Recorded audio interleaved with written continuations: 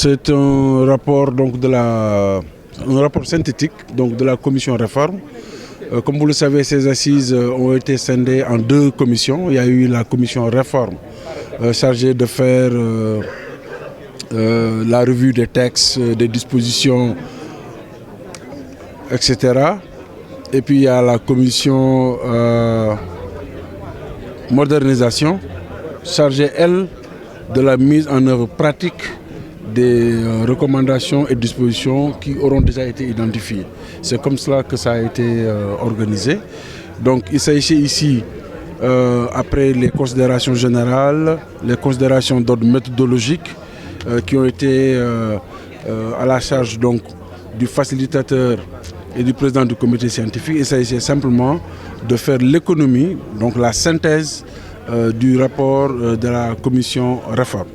Je rappelle que cette commission avait deux sous-commissions. Une sous-commission sur l'organisation et le fonctionnement de la justice et une autre sous-commission sur les acteurs de la justice. D'accord ?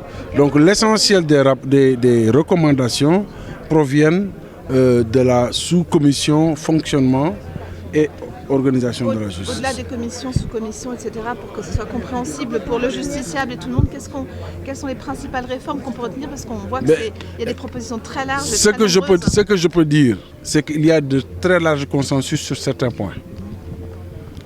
La réduction des pouvoirs du procureur de la République, il y a un très large consensus. Ça veut dire quoi? Ça veut dire que le pouvoir... vous vivez au Sénégal. Le procureur de la République, il a des pouvoirs exorbitants en matière de mise en détention des gens. Parce qu'il lui suffit simplement de viser certaines dispositions pour que, par exemple, le juge d'instruction, il lui suffit simplement d'amener un dossier en instruction, de viser certaines incriminations pour que le juge d'instruction soit obligé de vous décerner le mandat de dépôt. Donc, quand on dit qu'il faut revoir les pouvoirs du procureur de la République, c'est à ce niveau-là.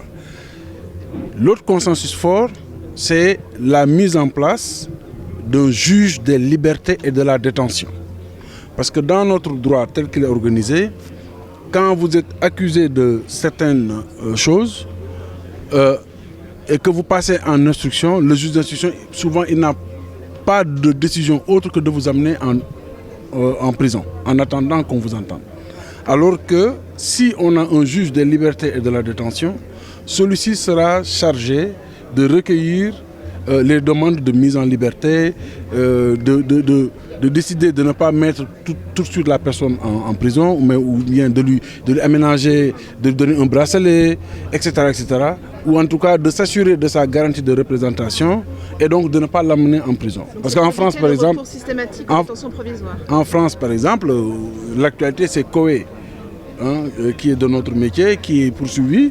Mais Koé, il est chez lui. Alors que si c'était au Sénégal, pour une telle incrimination, vous allez directement en prison d'abord. Après, on va voir est-ce que vous pouvez vous en sortir ou pas. Donc, un juge des libertés, ça également c'est un fort consensus. L'autre fort consensus au niveau des travaux de notre commission, c'est d'élargir également les champs de compétences et les pouvoirs du juge d'instruction. Le quatrième porte sur l'instauration d'une cour constitutionnelle en lieu et place du Conseil constitutionnel.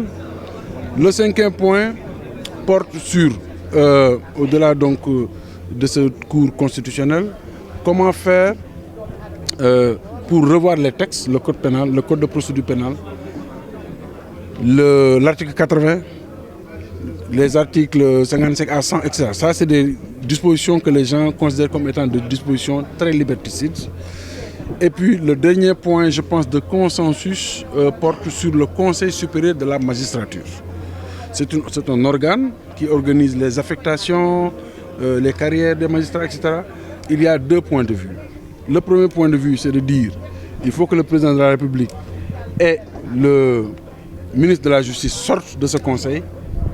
D'accord ? Plus d'indépendance. Et pour plus d'indépendance. Et il y a un autre point de vue qui dit, ah non, non, non. Si le président de la République sort et le ministre de la Justice, on ne sera qu'entre magistrats. Et donc, ils auront trop de pouvoir.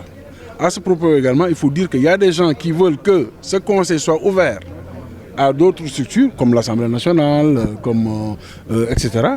Mais il y en a d'autres, là, il n'y a pas de point de consensus. Il y en a d'autres qui disent, ah non, non, non, personne d'autre que des magistrats ne doit siéger au Conseil supérieur de la magistrature. Donc en gros, c'est ça. Mais est-ce que finalement vous n'allez pas moins loin que les recommandations qui avaient été faites en 2018 où déjà il était question que le président... C'est à vous d'apprécier. Ça, c'est une appréciation personnelle. Nous, on a des termes de référence, un objectif spécifique et 6 objectifs clairement identifiés. On a travaillé autour de ces 6 questions. Donc après, chacun est libre d'apprécier. Est-ce qu'en 98 c'était plus ambitieux qu'en 2024? Ça vraiment, c'est un commentaire.